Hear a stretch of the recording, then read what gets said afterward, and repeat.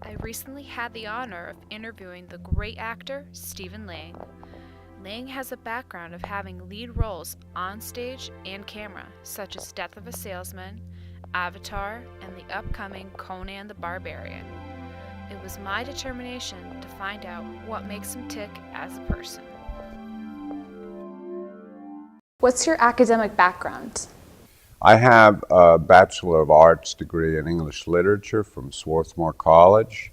What was the moment that you knew you'd be using acting as a career?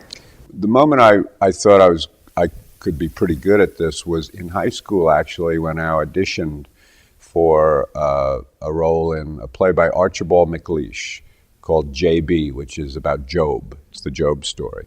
And I gave an inspired audition, just a possessed audition, and I got the lead. I got the title role in the play in high school.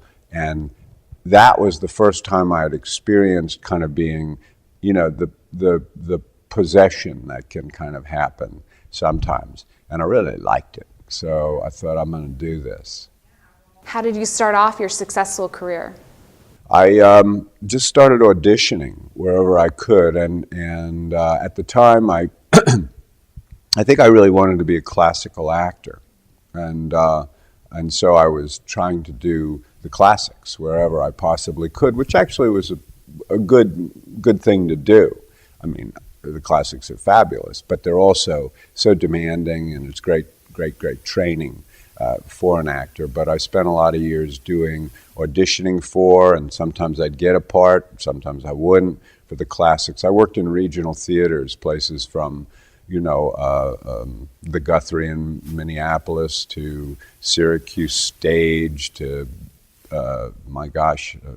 dozens of them actually. Pittsburgh Public, I did Streetcar there. So there were roles I wanted to play, certainly, plays I wanted to be in, and I did everything I could to be part of that. And by the time I'd been in it for 4 or 5 or 6 years, I developed a resume of roles. I knew what it was to be a professional actor because I'm not conservatory trained at all, And so I really had to learn what it was to be in the theater.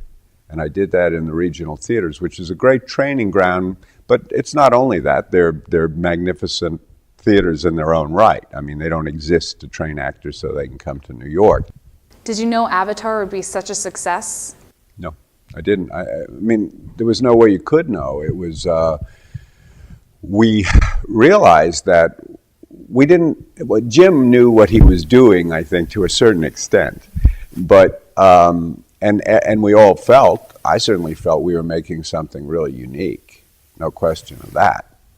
But it could easily have been a grand failure. What did it feel like to walk the red carpet at the Oscars? Oh, kind of lonely. It's bizarre. It was good to be there. It's a pleasure to be at the Oscars. I mean, I felt instinctively we were not going to receive the Oscar for Best Picture that year, but it's just an experience. The Oscars are a very unique experience. It's what's the word? I feel a little bit almost outside myself, sort of, okay, so this is what it is. Oh, this is what the red carpet's like, all this press. I enjoyed it. I enjoyed seeing people whose work I've admired, people who I don't know, and I enjoyed seeing old friends there as well. And all in all, it was a fine show. I know that your 4 children are grown up, but did they go around saying, my dad is cool for having Avatar and going to the Oscars? Well, they all came out for the premiere of Avatar, which was far more fun than the Oscars. And that's, you bring up kind of a good point, because the doing Avatar, the success of Avatar, truly, I take more satisfaction in the happiness that it gave my children, my wife, my family, than it gave me, because they've been there. They've seen the highs and the lows. They know how difficult it can be. They've seen so many disappointments, because no matter how successful you are as an actor, there's always a lot of disappointment. And and to be in this, they were just smiling ear to ear and enjoyed every moment of the premiere. According to my list, you have a number of things going on right now. Conan the Barbarian, Terra Nova, The White Irish Drinkers, Christina. Do you have any tips for students on how you handle all these things? Well, you got to take it, take it one by one. Don't each of those projects when I was doing, that's what I was doing. When I was doing Conan, I wasn't thinking about White Irish Drinkers.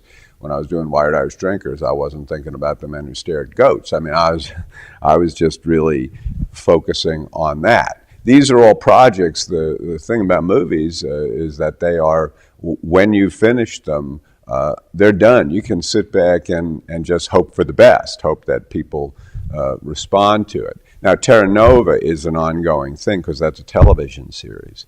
And although we've done the first 2 hours of it, the road is really ahead on that series. That's where the work is to be done in the months to come. So my mind is really geared towards shaping that role and really dedicating myself to being who I want to be physically to do that part, and keeping myself kind of strong and healthy to do that part, because doing hour-long drama, television drama, is very, very taxing. It's really wearing work. Yeah, it's a lot like working. I didn't get into acting for that. It's working, in fact. Whereas White Irish Drinkers, tomorrow is the red carpet in New York. It's a premiere. Well, the film's done. There's nothing I can do but show up and have a drink and say, hope you liked it. And so that's the fun part of it. What does it feel like when people stop you on the street? Oh, it's nice to communicate with people, because by and large they're doing so in a really, really positive way, And I'm a relatively affable person, I like to speak to people, and so I enjoy it, When was the moment when you knew you truly had made it? I'm waiting for that moment still. The moment we sat down for this interview, the moment you and I sat down to do the interview here. Years ago, I'll tell you, the big leagues, I don't know. Back in '93, I did The Death of a Salesman with Dustin Hoffman. I mean, it doesn't get any bigger than that, really. I was like, that just was so thrilling to me, and to be on the Broadway stage in a really wonderful role with a play that everyone wanted to see.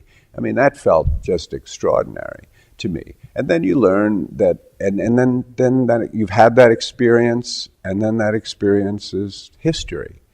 And life returns to kind of the mundane monotony of looking for work and stuff. So I have a fairly not jaundiced attitude toward, but I hope a realistic attitude towards it. Yeah, right. I'm big stuff today, and then tomorrow I'm not. If you had one piece of advice to pass on to all of our students wanting to act, what would it be? Speaking specifically to actors, I really advise you to read as much history as you can. I've learned, I came to history not late in life, but I didn't take any history in college, which I look back on now and I think, why didn't you do that? You love history. And I didn't at the time. But I've learned so much.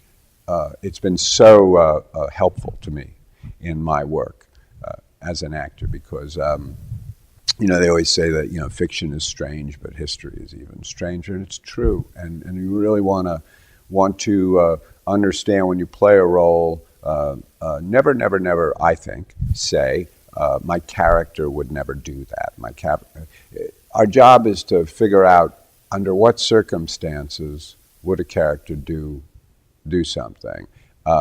Because what I think is that under certain circumstances, anyone and everyone is capable of anything and everything.